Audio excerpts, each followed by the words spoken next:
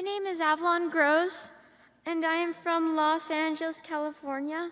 I am a shareholder, and it's my 4th year coming to the Woodstock of capitalism. Yeah, we're glad you came. Thank you so much for everything, Warren Buffett and Charlie Munger. What is the funniest story that you have never told about each other? And also, what is the hardest part of your business? I'll answer the second. The second part of your question is that we don't have a hard business. We love our business. Every morning when I get up, I feel good. I don't know what's going to happen that day. Maybe nothing will happen, but maybe something will happen. And if nothing else, I'll roll some T-bills or something. But I work with the greatest group of people you can imagine. I mean, we like each other, and nobody is after anybody else's job or anything of the sort. It's ideal working conditions, and it's 5 minutes from my home or thereabouts. So I haven't spent my life commuting. I just can't imagine having anything better.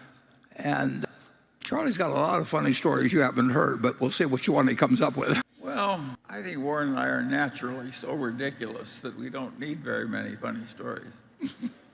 We each do things that are peculiar enough so that we can keep one another amused. Tell him what you told the lawyer when we were buying Hochschild Cohn. I don't remember. You tell him. Well, you remember, it was 1966, and we were down in Baltimore buying a department store, and we needed a lawyer. And we needed a lawyer who was nearby and would do exactly as told. And Charlie came up with a very good lawyer from Wilmer Cutler's, I believe. And I don't know whether Charlie remembers the instructions he gave the lawyer or not. No, I don't. Oh, well, Charlie told the lawyer, who we'd never met before, and he said, well, he says, treat Warren like, I was 36 at the time, or 35. He said, treat Warren like any other 90-year-old. The guy knew exactly what he meant. And we made the deal in a hurry, and then we went to the bank, First National Bank, and I believe it was or Maryland National Bank, actually. And there was a fellow named Cammy Slack there, wasn't it, Charlie?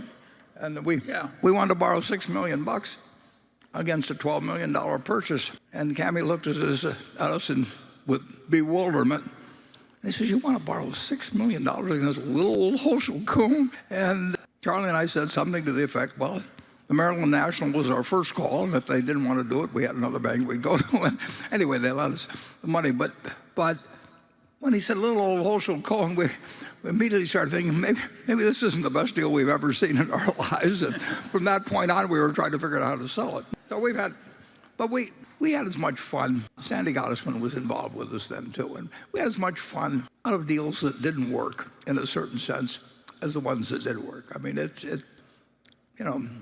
if you knew you were going to play golf and you were going to hit a hole-in-one on every hole, you just hit the ball and then went in the hole 300 yards away or 400 yards away. Nobody would play golf.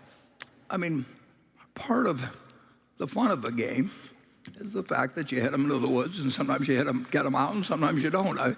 So we are in the perfect sort of game, and we both enjoy it, and we have a lot of fun together, and we don't have to do anything we don't really believe in doing. I mean, we are not dictated to by any group, and so we get to follow our own. We get to forge our own destiny, and in a sense, forge the own principles by which we can run the company, and that's a huge luxury in life. And we don't want to be president of any other company in the world or CEO or anything else where we have to conform to certain things that we really don't want to conform to. Is that a fair description, Charlie? Yeah, it is. Yeah.